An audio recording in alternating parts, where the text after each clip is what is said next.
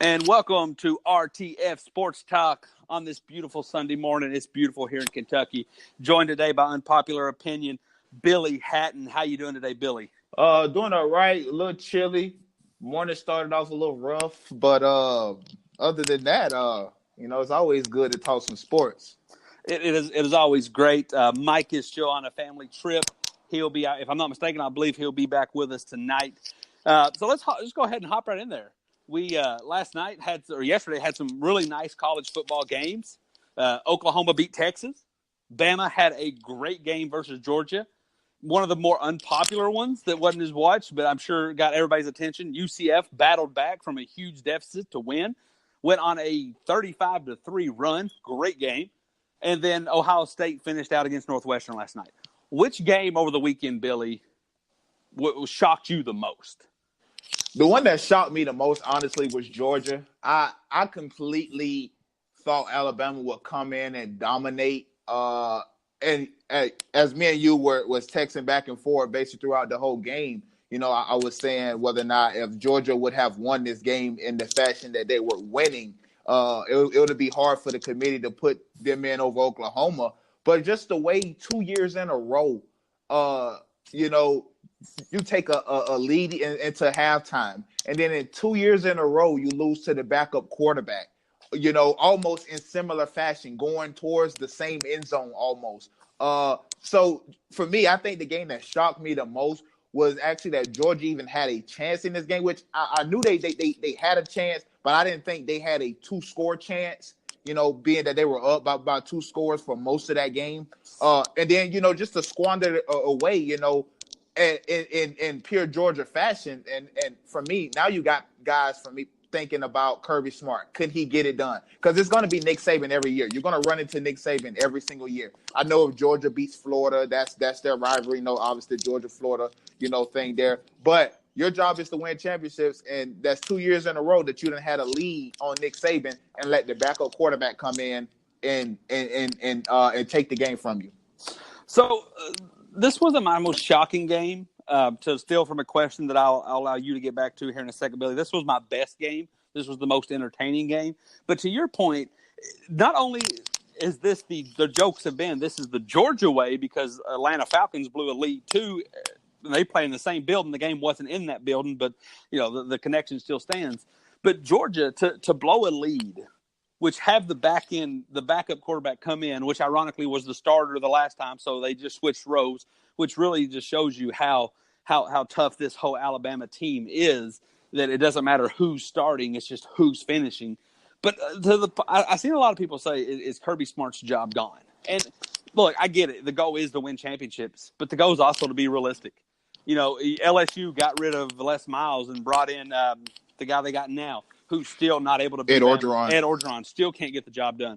They got rid of Mark Richt. They went to Kirby Smart, who's actually made the team even better. Really only recruiting's been off the charts. Really just can't get it done against Bama. I think at this point, if you're in the SEC, you just kind of say you kind of grade on a curve. You put Bama on the shelf and you say, how are we doing against everybody else? Because I don't think there's anybody out there that they can get other than Nick Saban himself that is going to be able to outdo Nick Saban. I mean, that was the whole thing with Kirby Smart. That was Nick Saban Jr. He was recruiting like Nick Saban, except he was recruiting what Nick Saban made Nick Saban successful. He was recruiting against what made Nick Saban vulnerable. Like, that was the key to Kirby Smart, was he had the secret recipe. And I think he's done a great job. But I think you just have to admit, especially for the SEC. Now, if you're Clemson or Ohio State and you're stumbling elsewhere, I'm all for making a change. But if you're making your change solely because of Nick Saban, I caution you, because I don't think it can be done. I don't think that's out there right now. Now, give it a couple years, let Nick Saban fall off a cliff. I'm saying that. Figuratively, definitely not literally, but yes. Let his recruiting take a hit. Let him start losing some games. Let him have an 8-4 season. And if you're still not getting it done, then you make that call. But I mean, I think besides last night, this is the first time since 1898 Yale team that a team went undefeated in the regular season and beat everybody by +20. I mean, you can't judge your coach on that. I mean, now you can be upset that you blew a lead, and you can try to say what – because, I mean, and the ironic part is they played safe last year against Bama and lost the lead. This year they played aggressive and lost the lead. Like, I have trouble putting that all on Kirby Smart right now because I don't think there's anybody in college football that could have won that game last night. Well, just for me, I agree with your point that you don't have Kirby Smart. Who else are you going to get right now? I get that point. So just in the recruiting, obviously he had the number one recruiting class, if I'm not mistaken, this past season. Coming into this season, he had the number one recruiting class. So to your recruiting point that he's taking away stuff that Saban likes to do, get his recruits. A lot of those guys, Jake Fromm, they mentioned it last night during the telecast that Jake Fromm transferred from he decommitted from Alabama and followed Kirby Smart to Georgia. That tells you the kind of hold that he has on people. And to your aggressive point, because I know a lot of people are going to be talking about that.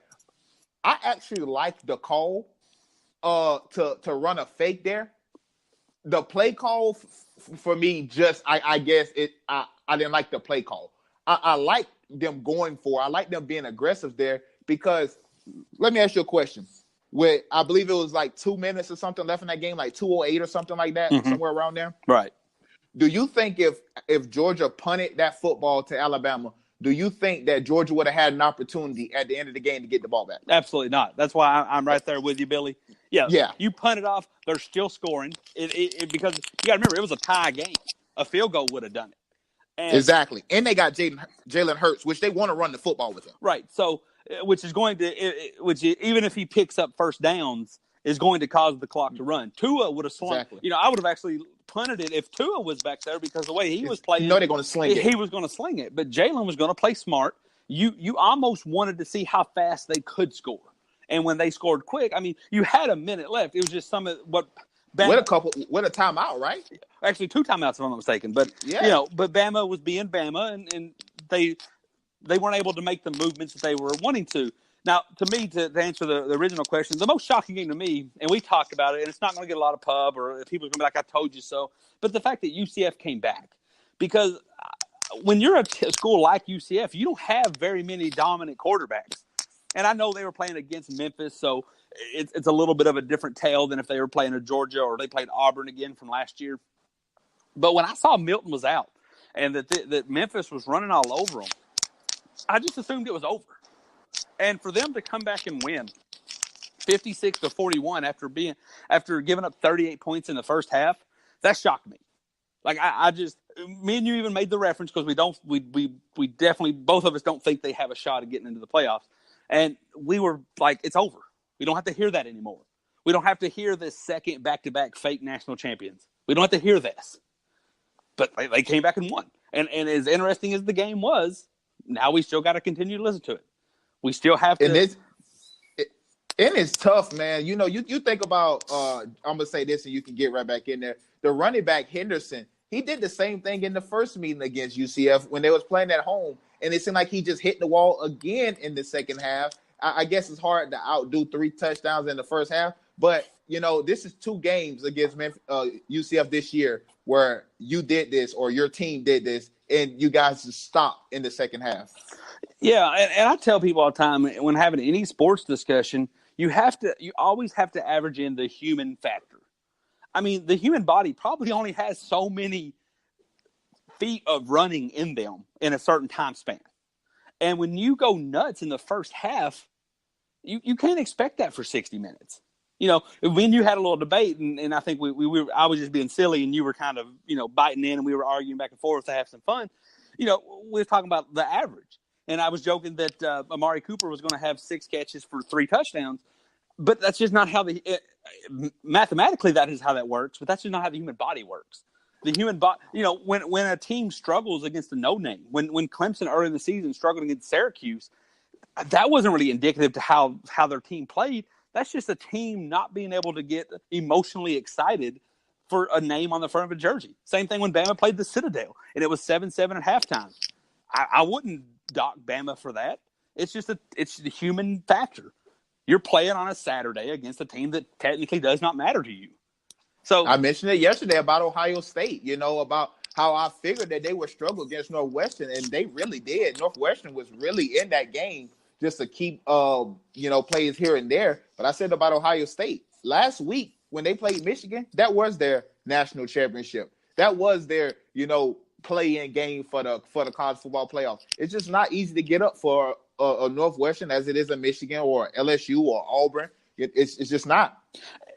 Exactly. And when you're trying to win by 100, when you're trying to get a touchdown on every play, it comes back to bite you. I mean, you see it with Tua.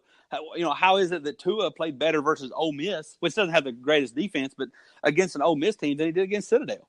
It's just when you're trying to make short, smart plays, big plays come of that. When you try to make big plays every time, bad plays come of that. And I definitely I agree. think that's what you saw with Ohio State last night. You saw them try to push for 80 yards every rip. They tried to put that 60 points up. Every touch tried to go to the house, and you end up causing more damage than good. Every defensive play tried to be a forced fumble or a pick six, and you allowed. Yeah, you some seen them plays. trying to strip it every Right. single time. Because in their mind, their goal wasn't to just win and win soundly. It was, we got to impress somebody. And when often when you're trying to impress, you're going to do the exact opposite. So I definitely agree. I gave you the answer on mine, Billy. What was your best game of the conference championship weekend? I'm going to I took the question a little different, and I guess it can mean both because it was a good game as well. But the Oklahoma-Texas game, I really wanted to see Oklahoma defense step up a little bit because I believe, and I don't know where you at on this situation. I believe Oklahoma right now, out of the teams that's eligible, because right now I think a 2-loss Georgia team would be absurd to put in. Although I think they will compete and they could probably beat two of the 4 teams the 3 teams that's left. I just think with that second loss, I think that puts them out. So I just think Oklahoma is better than Ohio State out of the eligible teams that we thought could get in. And they played good. Last time they played Texas hung up 48 on them. This time they kept them to 27. Over 500 yards the first time again on giving up on defense. Their defense has been giving up 600 plus these past few weeks. They held a good Texas team to 400 yards. They limited the amount of big plays that Texas could get, and I think that's what and I seen Kyler Murray play. So for me, I think Oklahoma was my best game, and it's kind of the one that I wanted to see happen. I guess. I'm right there with you. Now, that was a good game. Now, I'm a little concerned. I thought there would be more of a dominance, and maybe Texas is one of those teams that's tough to evaluate because sometimes that they played we talked about it last week. The early game that they played against Maryland wasn't really impressive. But then again, you turn around and you see how they played against some of these other teams or how they played Oklahoma both times. And we talked about it with the Chiefs-Rams game. The way football is looking isn't the Alabama type of defense. It's a defense that bends, doesn't break, and then makes a huge play. That safety was a huge turnaround for that game. But at the same token, Texas had a great opportunity when Lamb, the receiver, was juking all over the place, looking like he might have taken it to a touchdown. Guy gets it punches it out of him. He gets a fumble recovery on the 10. 2 plays later, it's a safety. So in an offensive game, 2 of the biggest plays came down to a defensive play. So I think that's where football is going. It just is not. It's being hidden right now because you have the likes of Alabama just looking smothering on defense often. What does your 4 look like in the playoffs? Realistically, what do you think the committee's going to do? I think the committee will go Alabama, number 1, Clemson, number 2. I think they go Oklahoma, number 3, and I think they go Notre Dame, 4. I said it in the chat yesterday. I think also with Alabama, with Oklahoma actually playing a game yesterday, a championship game, I think they have the 3 conference champions and Notre Dame sitting right there at 4 as the non-conference champion, but the undefeated team that played most of the Power 5. Georgia probably drop in front of Michigan because I think Georgia is a better 2-loss team. Ohio State will follow that at 5. Georgia be at 6, and then the rest. So I actually have about the same number. I'm gonna mix it up a little bit. I think the SEC bias continues, but just a little bit by Georgia being ahead of Ohio State. That doesn't matter because their bowls are already predetermined. Georgia's already going to the Sugar Bowl, and Ohio State's already going to the Big 12 or the Rose Bowl. So it doesn't really matter. I mean, unless for bragging rights. So I could see them just being, just continuing the SEC bias, knowing that there's going to be no negative outcome. I do think you're going to see Oklahoma be 4 and Notre Dame be 3, and only because I think they really want to try to sell that Tua versus Kyler Murray matchup. Now, obviously, some things happened that may make that matchup in doubt or a little less shiny, but I think they're going to want they want to see that. They want to see this Oklahoma offense versus that Alabama defense. You could put them on the other side, but then you risk you risk that not happening. You risk them losing into Clemson, and then you see maybe a Bama Clemson. And I think also, look, maybe it's just me being biased or whatever. I don't think the Alabama-Notre Dame matchup would be very good, and I don't think you want that. I don't think you want that in the first round. I think you want the shootout that could happen, Oklahoma-Bama, and then you want a tale of 2 decent undefeated teams, Clemson and Notre Dame, and then the national championship just falls, whatever it falls. And then you get to sell that as, hey, it's a national championship, watch it no matter who's in it. That's the only difference is, but I think the teams remain the same. You know what? That's a good point that you bring up because, I think Clemson is more comparable to Notre Dame. I think that'd be a Ian Book, Trevor Lawrence type, thing. And you're absolutely correct. I think the 2 guys that's probably have the best chance to win the Heisman, Kyler Murray and Tua Tagovailoa. Obviously, that's what people want to see. That's box office. Who is the best quarterback? Because I do think Tua will win the Heisman. But that'll be a good way for them to sell tickets. So I think that'll also work. And plus, people will want to see how would a Nick Saban defense handle a air raid. Receivers flying all over the place, motion here, motion there, fake here. Right. I think you're absolutely correct. I think Oklahoma will be number 4. And I think everybody, and not to start a playoff debate, I think everybody would imagine that of the more vulnerable 4 teams that we discussed would probably be Notre Dame. They just haven't been here. They've been off a while. And if I'm the committee, I'm making a mental note of that. And I know they're not supposed to take all this into consideration, but it's that human factor again. It's human nature. You're going to do this. Nick Saban, with a month to prepare, is a Nick Saban you do not want to face. I'm just going to be honest. Now, if you can get him in the championship game and he's only got a week to prepare, that's one thing. But Nick Saban coming off this loss or this win that in his eyes is probably a loss. He's finding a way to make this look like a loss so he can just rip into everybody in that program. I don't think the committee wants Bama Notre Dame that early because I think a lackadaisical a Bama team that starts off or a Notre Dame team that starts off slow comes on a little hotter later in the game. They can't risk a 35-0 halftime Bama over Notre Dame.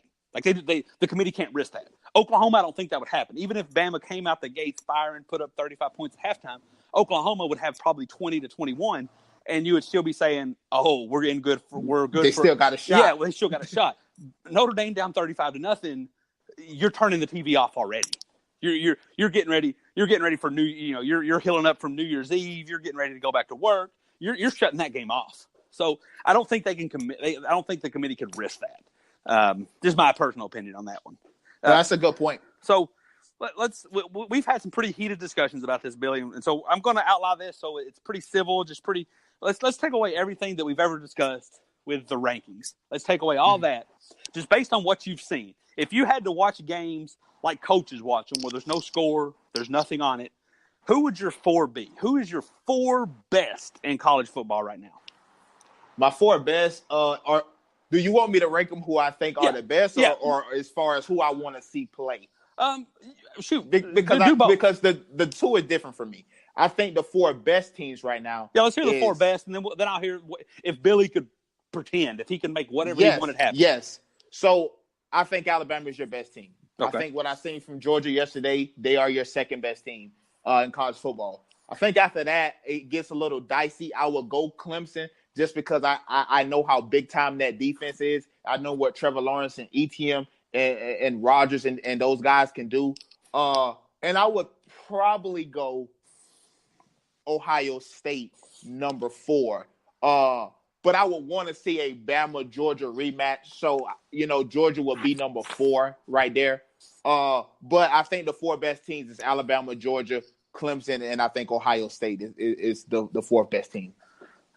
I'm right there with you. Switch out. I'm so torn. Switch out Ohio State and Oklahoma. I wish I could do like a 5. I wish I could do those 2 play for that 4th spot because now Clemson. I'll give you. I think Bama is by far number 1. What I seen yesterday, give me Georgia at 2.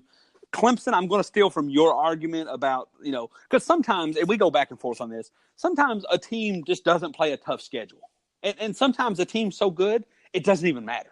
Like Clemson, yes, they didn't, in my opinion, haven't beat anybody super impressive, but you just watch and you just know they're good. You just know that Clemson's soft schedule or softer schedule is actually good for college football because they're a good defense. They have a good run game. Trevor Lawrence is a good quarterback. So the fact that they're healthy and didn't have to get beat up by let's just say Florida State, Louisville, and Miami was at their peak, that would be a different story. Yeah, that would have been a tough schedule. But since they didn't have to do that, now they're healthy. Now they get to go heads up against Notre Dame, Oklahoma, Bama, whoever. And that's my 2013 Florida State Seminoles there, where the schedule was soft as it's cotton. But that team was so good. I think 29 guys got drafted that year. That team was so good. It really didn't matter. And that's the only reason why we got to play a team like Auburn to get to showcase what we can do against a powerhouse. So and that's to take nothing away from that Florida State team or this Clemson team because I would never keep that Clemson team out of this playoff. But I think there's times when a softer schedule helps a good team because you don't get to get hurt. The fact that Tua, which the way he played yesterday, I'm not as sold on anymore. But the fact that they had to play a pretty tough Georgia defense and risk his injury is kind of a bummer for college football. Now, luckily, Jalen Hurts was able to make it happen, but who knows what his next 2 games hold. And I think that's, my 4, if I could pick the absolute best, would be, if I could throw everything aside, if I could throw out the rankings, if I could throw out the losses, that's who my 4 would be. And I'm right there with you. And you know what? If you give me Ohio State and you can – it's kind of one of those things where, like, you give me that player, but he's got to be on his best behavior. If you give me Ohio State, but you tell me that you guarantee me they're going to play their best, I'm happy with that. I just don't want the Ohio State that showed up against Maryland or Purdue because that one's at least or Nebraska Nebraska, and that's why I'm leaving them out of the college football play. I just can't ignore that you play when you want to play. You play good when you play good against good teams. TCU blew them out the door, and then you beat Michigan is bad, but you have these blunders in between. I just can't excuse that. Right, and give me a team also, and I'm kind of talking myself out of even the best teams. If schedule aside, I'm talking top 4. I think Haskins and Murray are what you get when the skill level's the same, but the killer instinct, the drive, and the want to is there. Haskins looked bored at times. Haskins looks like he's just doing whatever at times. Murray, majority of the games he's played in, it's almost like Haskins knows he's got more football to play. Murray knows he's about to hang up his helmet and play baseball for the next 20 years of his life. So he's just going to have as much fun with this as possible. Because, like, even against like a downtrodden UCLA team and some of these other Florida Atlantic team, Murray's just going home run every rip. And maybe that's the difference. Maybe Haskins knows, hey, I got next year. Hey, I'm going pro, whatever. Murray's like, man, you don't get to do this on Let me propose something to you. A guy, friend of mine, fellow Cleveland Brown, he texted me last night. He said, do you think that the Giants should be playing for Haskins? Do you think Haskins fit in that New York system? I need to see more because I just haven't seen a lot that impressed me. Ohio State quarterbacks typically are up there with your Alabama quarterbacks. They don't really do much. And I think It's just because of so much talent. because it takes, it only takes a certain type of play to win in college that it takes 10 times. It takes 100 plays to win in the pros. I just don't know if he has that yet. Now I think if they give him Odell and Saquon and Ingram and Sterling Shepard, I think that's a pretty good crew, to start out with. So I mean, I think it could work just because of Odell. I think Odell make Eli look as good as he make Eli look at times. For sure, I think a guy who has a bigger arm and is more capable, I think he can make him look a little bit better. Understandable. So I'm gonna throw just a couple quick college questions at you, and then we're gonna bounce on to the pros. Just a fun one here. More like, what happens first? Nick Saban wins 3 more titles. Kirby Smart wins 1. Nick Saban wins 3 more. He's the GOAT. He got the LeBron James effect. As ridiculous as that sounds, man, I'm right there with you. I mean, this one's almost going to be gift wrapped to him. Tua and most of these guys are coming back, and then now you say he wins back to back. Now it's just a matter of who wins another one, Saban or Kirby. Well, why wouldn't I go with Saban on this? So you're absolutely right. I actually reported something to you that I thought was real. There's still some legs to it, but I don't think it's as solid as it once sounded. Kingsbury going to USC was reported as offense coordinator.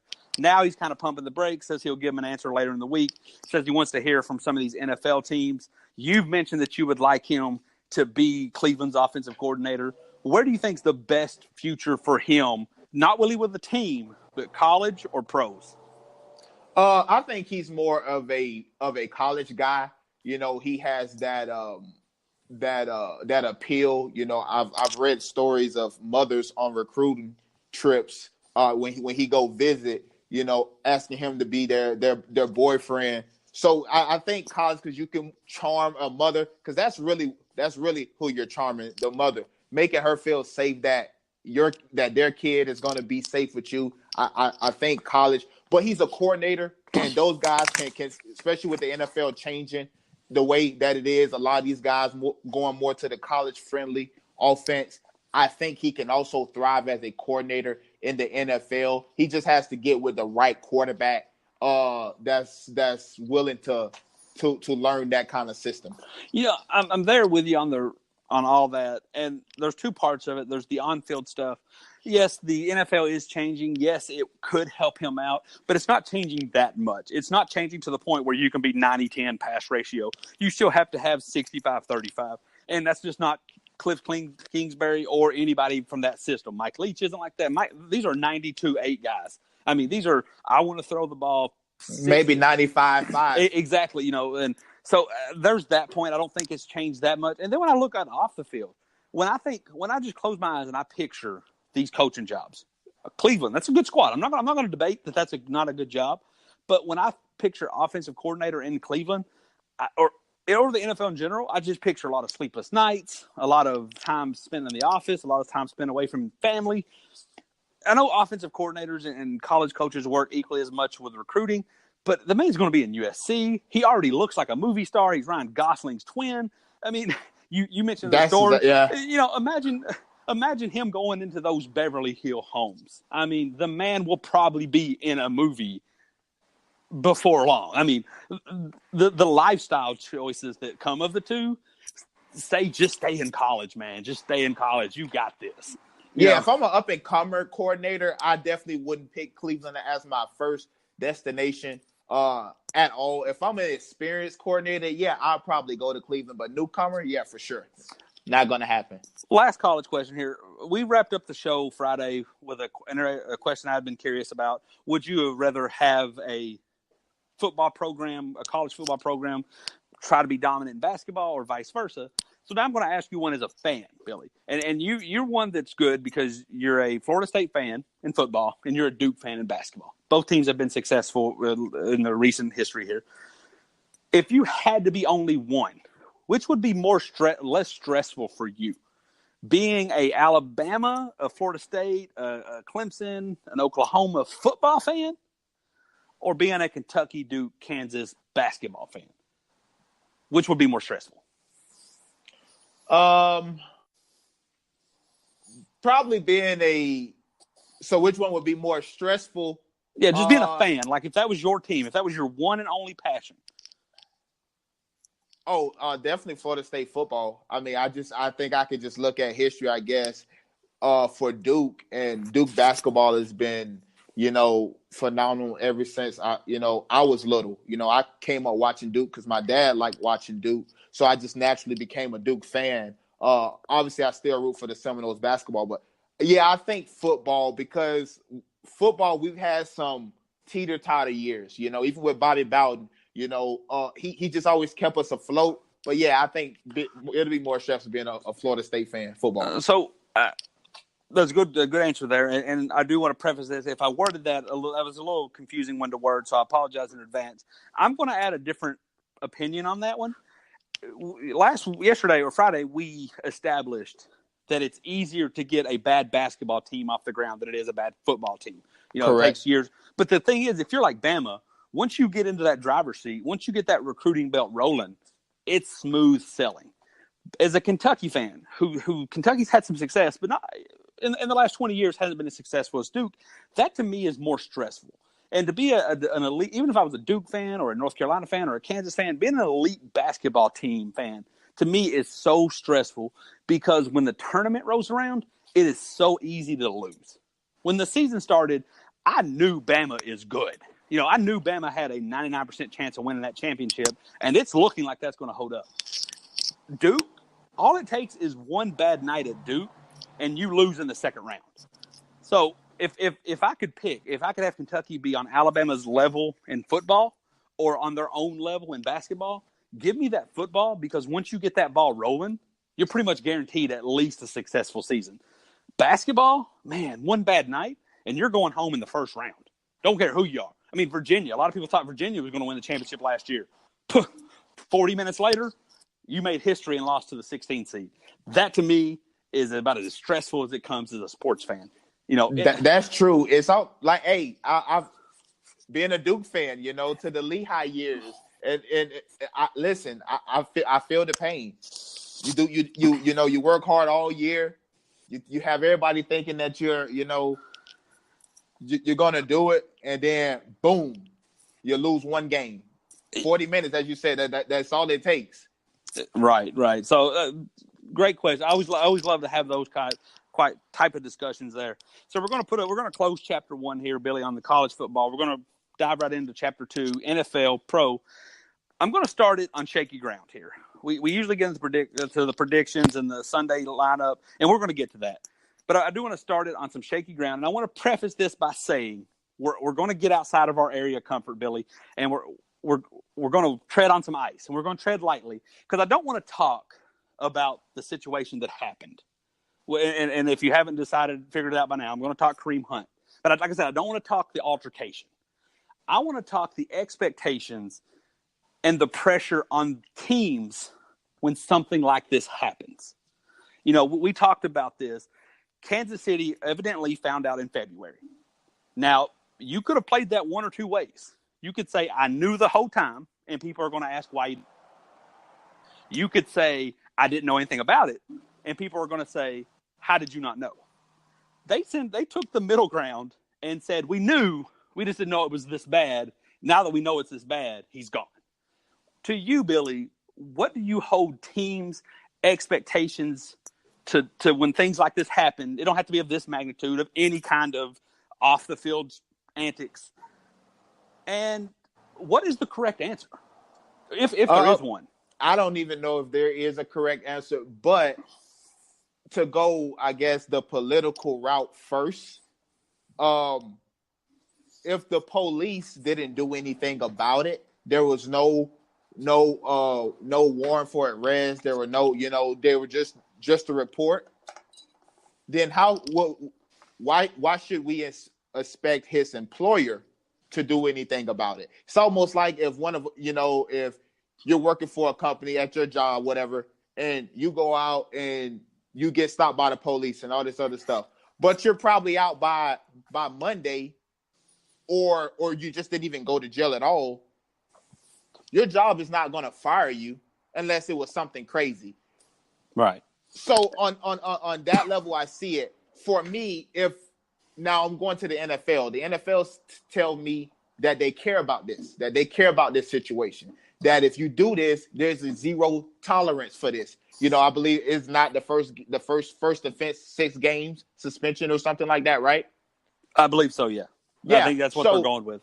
exactly. So you knew this back in February, but you're telling the public, yeah, we care about, women. We care about, all this other stuff. And I just think it's just smoke and mirrors just to ease stuff right away because they know as soon as whoever it is get on the field, all is forgotten. Nobody cares. You just glued to the TV watching the product. So it's a dicey situation. And the NFL is not handling it the way that they're telling people that they care about it. So as silly as this sounds, and I'm trying to make this silly on purpose here because it's a very tough topic, and aside from all the rumors, we still to this day don't know exactly what happened. This reminds me when an NFL team has to deal with this. It reminds me of when you were a kid or maybe a teenager or shoot, maybe even an adult now, and on 4th of July you held a firework in your hands, an M80 maybe. You throw it too soon, it's not going to be any fun. It's going to cost you. It's just not. Bleh. You hold on it too long, now you're really in trouble. And that's how I picture this going. You don't want to cut him in February because if it never gets caught, then you just cost yourself 6 games. You don't want to hold on to him too long because you talk to yourself, Billy, about the legal process. The only thing harsher than the legal process is the court of public opinion. And people's going to make up their mind, right for wrong. I saw a meme the other day. It made me laugh. People won't spend 15 minutes looking up the truth, but they'll spend 20 minutes trying to find out what kind of potato they are. I found that hilarious because it is true. They're not going to look into this. And like I said, I don't want to get too deep into it, but if you've made up your mind already that he's a horrible person who hits women, then that's never going to change. If you made up the mind that she was calling him racial slurs and he's 100% in the right, that's never going to change no matter what comes out of this. So as the Chiefs and as the organization, you really just gotta hope you luck out. The Chiefs have to hope that he lucks out, that they luck out by they threw it away, and that he never plays good again. Because if he comes back in 2 or 3 years and rushes for 2,000 yards, now the Chiefs are palm in the face. But then again, but that being said, you can't afford to be drugged through the negative publicity that the Ravens went through when they said 2-game suspension, and then the Ray Rice video came out. And then you tried to scramble and say, oh, we meant 6, we meant 8, we meant 10, we meant cut. It's a very shady, they handled the Ray Rice situation very terrible. It's a very shady area, and like I said, we typically try to stay away from it. So I don't really want to dive into that as the incident itself. But when you look at teams, it was a whirlwind that day. The time from us finding out about it to the time that he was cut was astronomically fast. I don't know if I'd ever seen actions taken that fast in anything ever. Yeah, they said, the NFL got the video about an hour later, he was on the commissioner's exempt list. And then about 30 minutes after that, the Chiefs cut him. Yeah, so like I said, maybe more's coming out. I saw a Yahoo Sports report this morning. It was just the only report. I tried to double and triple check it. I couldn't. So I don't want to put out any false information, but apparently the league's looking into he got in a fight with a male this time and beat him up pretty badly. So I don't know, but it's tough, weird. Man. Maybe it's because of the aggression of the sport, the amount of players in the sport. The NBA doesn't seem to have this problem. No, you don't really see NBA players beating up their beating up women or beating up anybody else really. And maybe it's the aggression is the fact that you got teams that have 53-man rosters 53-man rosters opposed to 13, or the fact that you're banging your head. Right, you're banging your head against each other, or the fact that if you're Kareem Hunt's a pretty wide-nosed name. Fantasy loves him. Fantasy owners love him. Could you pick him out if you saw him on the street? No. But if I saw Kyle Korver, or I saw Carmelo Anthony, or I saw J.R. Smith, or I saw anybody outside of LeBron James, I still know who they are. If I saw Steph Curry, I know who he is. So maybe there's something going on that there's just some pent-up anger here that's spilling out. I don't know. I just know that, like you said, the NFL doesn't know how to handle it. They don't know how to not cut off their nose to spite their face, but at the same time, not looking as if they don't care. And it's really weird having this come on the same week that the Redskins caught a lot of flack for signing Reuben Foster. I just also want to say, it's crazy that only in sports do we think guys should or women should lose their job for I wouldn't say a regular crime because that'll take the significance off of it, but a normal crime, that's not as deadly. In the civilian world, if we heard about a guy, getting into a domestic violence dispute with his wife, we don't say, "Oh man, that guy should lose his job." I'm going to go real quick on that, and man, me and you should do a show on this because it's going to take. I got some thoughts. I think there's two things. I'm going to go real quick on them because I don't want to derail the show with this. I do think, first off, when you look at celebrities, Billy, have you played basketball before in school or any recreational level? Yeah, I play rec league all the time. Have you played football at any kind of organized level? Yeah. Have you played any other sport at a recreational level? Okay, absolutely. Have you ever done theater? Have you ever recorded an album? Have you ever played an instrument? So, and I'm not saying anything against you, Billy. I played piano a little bit, but I've never done the other. When fans, I tried to play the piano, I tried to learn. I bought me a keyboard and everything. Well, there you go. But I think when we watch sports, deep down in a lot of fans' heart, they're saving some negativity because they're saying that could have been me. Kareem Hunt's out here kicking people. I wouldn't have done that. Why is that not me? Cam Newton's out here not interviewing after a loss of the Super Bowl. Why couldn't that be me? Aaron Hernandez is murdering people. Why couldn't that have been me? I wouldn't have done that. And they hold some resentment. Where when you're watching Robert De Niro or you're watching somebody in a band and they have their indiscretions, you're just like, oh, well, they're talented. That's just whatever, You don't hold them to the same standard. And maybe it is also to the fact that actors and actresses are hiding behind the rows. And Kareem Hunt's going to have to miss a game. Well, he's obviously cut, but he's going to miss games today. If insert actor's name here messes up, that movie's still coming out in 6 months. So I think there's a lot of things like that where other celebrities are held to a different standard. But I think the main reason we hold our athletes at a higher standard is because, and I'm not saying everyone, but a large group of fan base hold a resentment in their heart that their dreams got cut short, that they couldn't make it to college, that they couldn't make it to the pros. So now they are holding that shade. And when athletes when they mess up off the field and they blow this blessing that they've been given, a lot of fans feel resentment towards that. I wouldn't have done that, they'll say. So, like I said, That's a good point. That's a good point. Like I said, we could talk hours on that, but we'll something a little lighter. Let's go on to some of our predictions. We're going to start in here with our 1:00 games. First off, we got a battle of the Dirty Birds. We got Ravens at the Falcons. Who you got?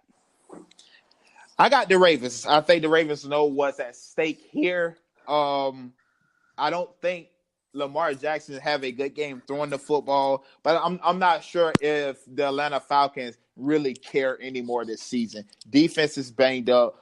Matt Ryan has been playing amazing this year. He don't really get talked about enough there, but I'm gonna go the Baltimore Ravens. Give me the Falcons on this one. I just think by this time, this is going to be your third game. You're going to get to see Lamar Jackson. I don't think he's going to be able to compete if the Falcons can get rolling. The Falcons are one of those teams that are so young that they can try to just take their foot off the gas, but still play good. I could see Calvin Ridley getting 2 or 3 more touchdowns before the season's over.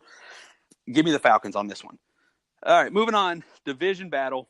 Panthers at the Buccaneers. Who you got? I got the Panthers.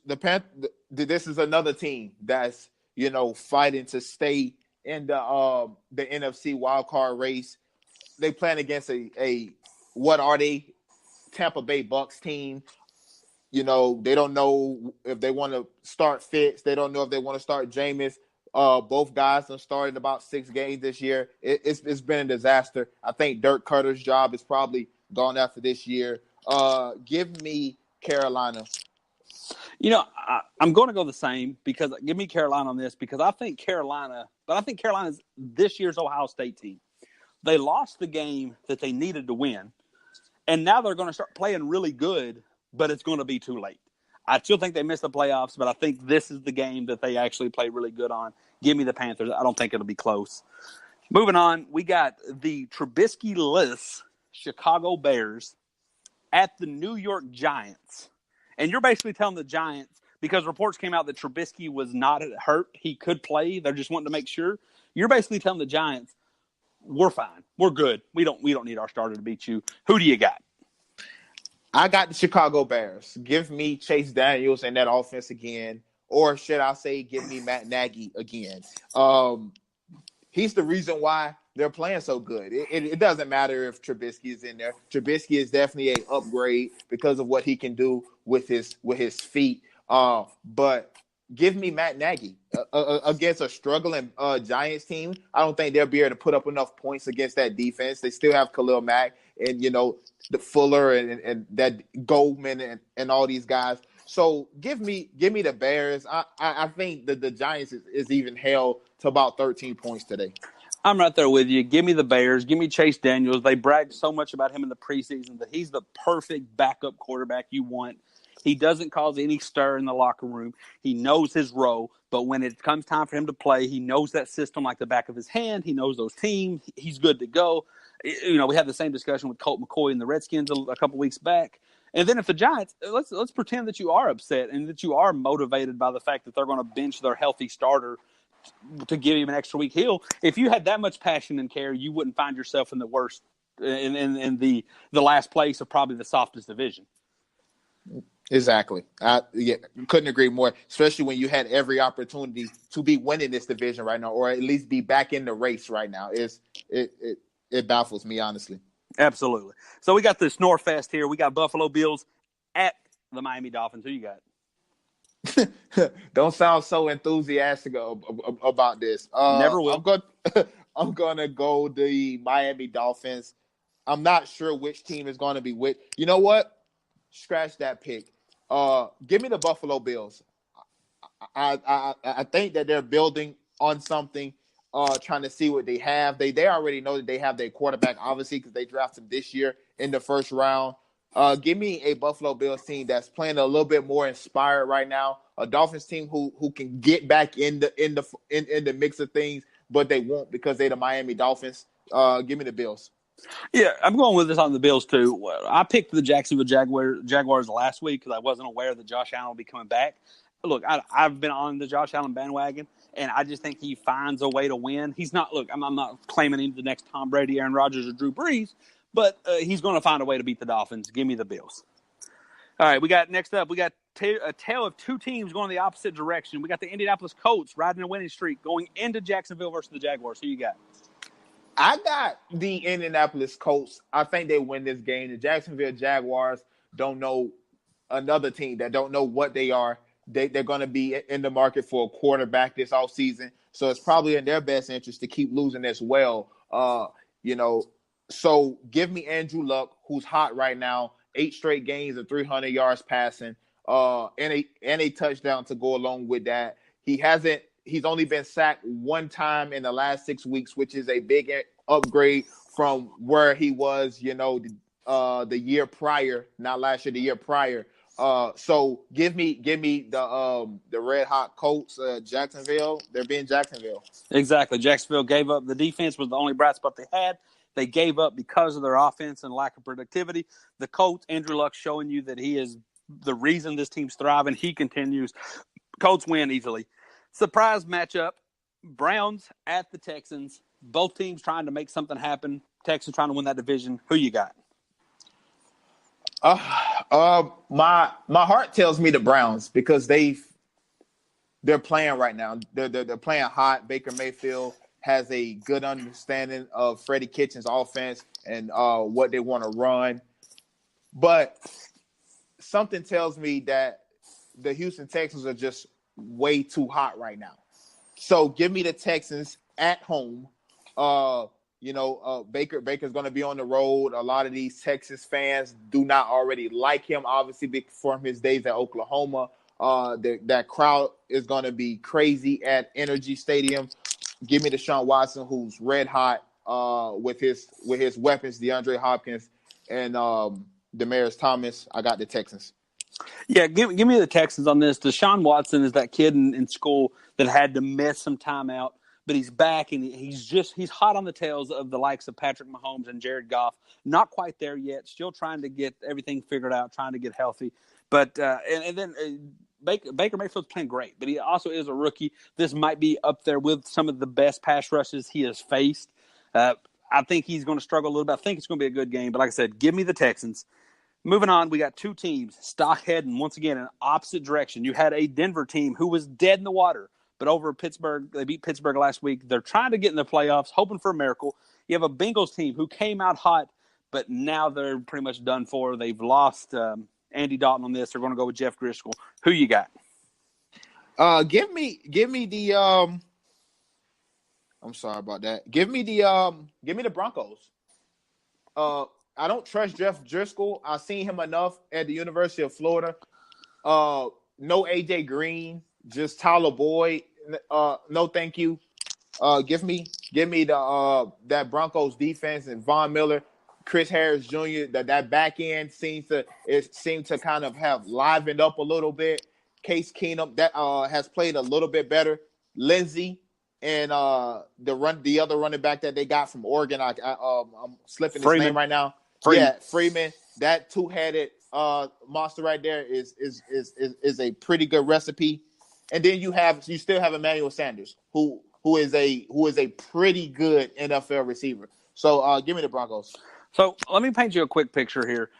How many times have we seen a quarterback drop back? He's dead to water. He's getting sacked. He breaks out of the sack by some miracle, stumbles forward. You're like, whoa, how did he get that sack? And then he throws an interception. Like, it's such a beautiful play. He was dead to begin with. He fought back out of it. And then because he didn't know how to react, he hadn't been there before, he throws an interception.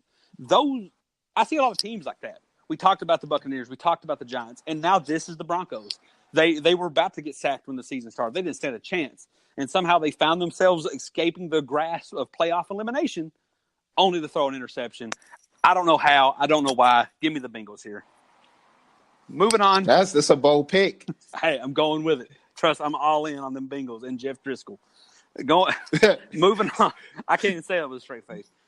Moving on, we got back into the first place of the NFC. Didn't have to do anything. Los Angeles Rams taking on still trying to find themselves Detroit Lions at Detroit. Who you got? Give me the Rams by a bunch. Matt Patricia looks like he's in rebuild mode. Matt Stafford still throwing the ball to the other team a lot. And then you got a energized first place Rams team right now that's gonna want to come in to extend that lead over the Saints. Give me the Rams, and I don't think it's even going to be close. Yeah, I'm going to go the same. I'm right there with you, Billy. You know, for the longest, the Rams lost one game to the Saints, and everybody was like, "You're done. Nobody's beating the Saints." Now they get a chance to control their own destiny. If they win out, they keep doing what they're doing, they're going to find themselves back in that number one seed, home field advantage throughout. I think they go out here and they play good and they play hard. Moving on, we got a playoff game. Look, this ain't even a rivalry, but a couple of years ago, there was like 2 years in a row that this was a really good playoff game. It's going to be boring as can be now, but I got Cardinals at Packers. Who you got? I want to say Green Bay because I think Green Bay is the better team, but I think they're playing against a Cardinals team, as I mentioned about the Bills earlier. They already have their quarterback. They're not fighting. They're not trying to lose just to get a better draft pick to get a quarterback. They got the guy that they think is going to be their future. So I think they build upon this against a struggling Packers team that's just going to keep going down in the dumps. Mike McCarthy, about his fate is pretty much already sealed. He's the Aaron Rodgers scapegoat this all season. So I'm gonna take the Cardinals. Give me the Packers. Like you said, Billy, they're the better team. They have the better quarterback. Aaron Rodgers, even though they're out of playoff contention, is still going to want to try to get some rhythm, try to get going, just for the see what his future holds. And if you're McCarthy, yes, your fate is sealed, and yes, you are out of Green Bay. But the way that they've drug you through the mud here lately is basically wasting Aaron Rodgers' career and being outdated with offense. You have to prove to somebody, to some GM or to some coaching staff, that you still have some creativity and some win left in you. I think McCarthy is interviewing for other jobs by his play calling. I got the Packers winning this one. Moving on to the 4 o'clock games, we got the turmoiled Kansas City Chiefs going to Oakland to play the Raiders. Who you got? I got in the emotional game. This seems to be the type of game that the Raiders could win, but I just don't think it happened. They still have Pat Mahomes. They still have Travis Kelce. Tyreek Hill is still playing football. Last I checked, and they still have Sammy Watkins. They're going to miss Kareem Hunt, but I think they don't need Kareem Hunt to beat the Raiders. Yeah, I'm going to go the same. This does set up nicely for the Raiders to win, but the old saying, young, dumb, and whatever. That's going to be Patrick Mahomes. The man don't care. He just knows I'm going to come out here and chuck the ball 50 times, and he's going to do that. And just the fact that Kareem Hunt's not there, that just means that's potentially less run calls that Andy Reid's going to call. So I think you're going to see a huge game for Patrick Mahomes, and the Chiefs win by a lot. Moving on to another snorefest, we got the Jets at the Titans. Who you got? I got the Titans. I don't trust any quarterback that's on the New York roster.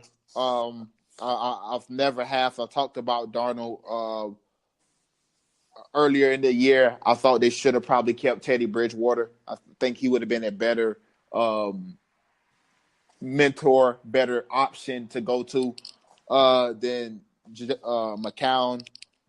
Give me the Titans, who I don't know if they're better, but they're playing better. Give me the Titans. Yeah, give me the Titans. Stingy defense versus a lackluster offense. Give me the Titans all day on this one. Moving on, we got what used to be a nice rivalry, but we got San Francisco at Seahawks. Who you got?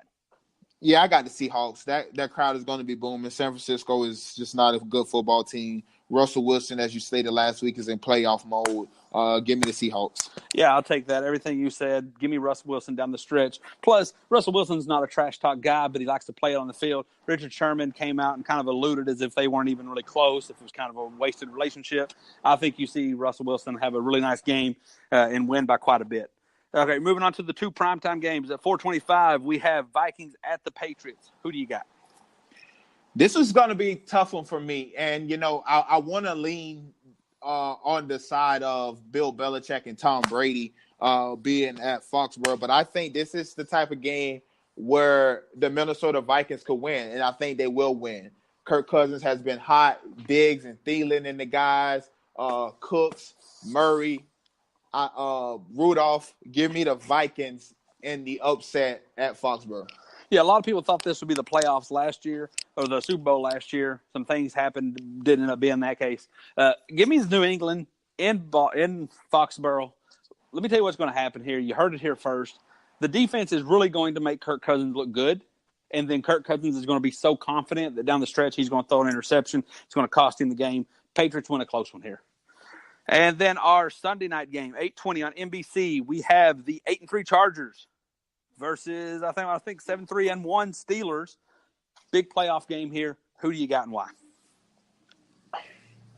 Before last week, I was 100% picking the Los Angeles Chargers. With Melvin Gordon being hurt, I think I'm down to 60. I'm still going to pick them because I still think what the Chargers can do on defense is better than what the Steelers will be able to do on defense. So now I'm left with Phillip Rivers, and I like the way Phillip Rivers has been playing. 25 straight completions last week before his one and only incompletion that he really didn't even have to throw.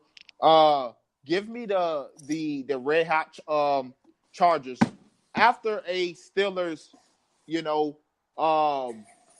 internal blow up. I'm going to call it. So give me the Chargers. I'm I'm going to go Steelers on this one, and the reason I'm going to go Steelers is, I'm sorry, this seems like a very Steeler thing to do.